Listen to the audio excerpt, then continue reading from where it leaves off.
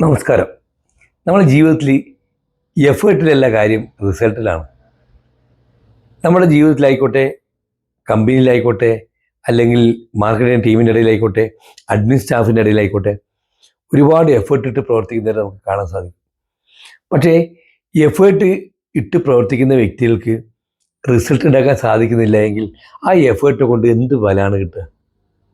പല ആൾക്കാരും പലതവണ പറയുന്നത് കേട്ടിട്ടുണ്ട്, ഞാൻ ആദ്യമേ വന്നയാളാണ്, ഞാൻ നന്നായി കഷ്ടപ്പെട്ട് സ്ഥാപനത്തിന് വേണ്ടി ഞാൻ ഒരുപാട് കഷ്ടപ്പെട്ട് പ്രവർത്തിക്കുന്നുണ്ട്, ആത്മാർത്ഥമായി പ്രവർത്തിക്കുന്നുണ്ട്.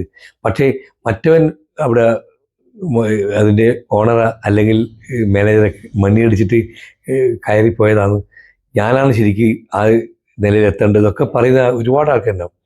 പക്ഷേ അവരുടെ യഥാർത്ഥ വശത്തെക്കുറിച്ച് ചിന്തിക്കുന്ന സമയത്ത് അവർ എഫേർട്ട് ഇടുന്നുണ്ട്, സത്യം തന്നെയാണ്, ആത്മാർത്ഥമുള്ളവരാണ്, സത്യം തന്നെയാണ്.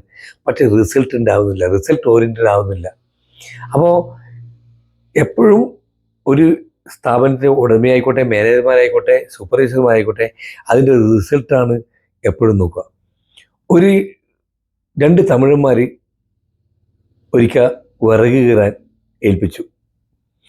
വിറക് കീറുന്നതിൽ ഒരു തമിഴൻ ഭയങ്കരമായിട്ട് കഷ്ടപ്പെട്ട് ഒരേ നിർത്താതെ വിറക് കീറിക്കൊണ്ടേയിരിക്കുകയായിരുന്നു. മറ്റേ തമിഴൻ വിറക് കീറുന്ന ആൾ, അദ്ദേഹം സൈഡിലിരുന്നുകൊണ്ട് ഇടയ്ക്ക് ഒരു ബീഡിയൊക്കെ വലിച്ച് അദ്ദേഹം ഈ കയ്യിലുള്ള അരം കൊണ്ട് ഈ മഴു മൂർച്ചപ്പെടുത്തി കുറച്ചു നേരം വിശ്രമിച്ച് വീണ്ടും വിറക് കീറും. വൈകുന്നേരം വന്ന സമയത്ത്, മുതലാളി വന്ന സമയത്ത്, ഈ വിശ്രമിച്ച വ്യക്തിക്ക് 1500 രൂപയും രാവിലെ വൈകുന്നേരം വരെ ഹാർഡ് വർക്ക് ചെയ്ത വ്യക്തിക്ക് 1000 രൂപയും കൊടുത്തു. ഈ 1000 രൂപ മേടിച്ചുകൊണ്ട് അദ്ദേഹം ഭയങ്കര ചൂട്, ഞാൻ ആത്മാർത്ഥമായിട്ട് ഒരു കള്ളം കാണിക്കാതെ ഞാൻ കൃത്യമായിട്ട് ഞാൻ ഇവിടെ വിറക് കീറുകയായിരുന്നു രാവിലെ മുതൽ വൈകുന്നേരം വരെ. അവനാണെങ്കിൽ ഒരു പണിയെടുക്കാതെ വേറെ ചുമ്മാ ഇരുന്നുകൊണ്ട് അവനവിടുന്ന് മഴു ഇങ്ങനെ അരം കൂട്ടിക്കൊണ്ടിരിക്കുകയായിരുന്നു. പക്ഷേ എനിക്ക് തന്നത് 1000 രൂപയും മറ്റേ ആൾക്ക് കൊടുത്തത് 1500 രൂപയും. അപ്പോൾ മുതലാളി പറഞ്ഞു, നീ കീറിയ വിറകിനേക്കാൾ ഇരട്ടീനെ മേലെ വിറക് അവൻ കീറിയിട്ടുണ്ട്. ഞാൻ നോക്ക് വന്ന് കാണുമ്പോൾ എനിക്കിവിടെ കണ്ടത്, എനിക്ക് റിസൾട്ട് കിട്ടിയത് അവൻ കീറിയതിനാണ് റിസൾട്ട് കിട്ടിയിട്ടുള്ളത്. അതുകൊണ്ട് അവന് 1500 കൊടുത്തു, എനിക്ക് 1000 തന്നു. ഇതുപോലെയാണ് പലപ്പോഴും നമ്മുടെ ടീമിലുള്ള ആൾക്കാർ, അല്ലെങ്കിൽ നമ്മുടെ സ്ഥാപനത്തിൽ വർക്ക് ചെയ്യുന്ന ആൾക്കാർ ഭൂരിഭാഗമുള്ളത്. അവർ ആത്മാർത്ഥമായി പണിയെടുക്കുന്നുണ്ട്, ഫുൾ ടൈമായി വർക്ക് ചെയ്യുന്നുണ്ട്, പക്ഷേ റിസൾട്ട് വരുന്നില്ല. മറ്റുള്ളവർ വല്ലപ്പോഴും കുറച്ച് നേരം വർക്ക് ചെയ്യും, അവർക്ക് നല്ല റിസൾട്ട് കിട്ടും. ശരിക്ക് റിസൾട്ട് ഓറിയൻറ്റഡായിട്ട് നമ്മൾ മാറുകയാണ് വേണ്ടത്.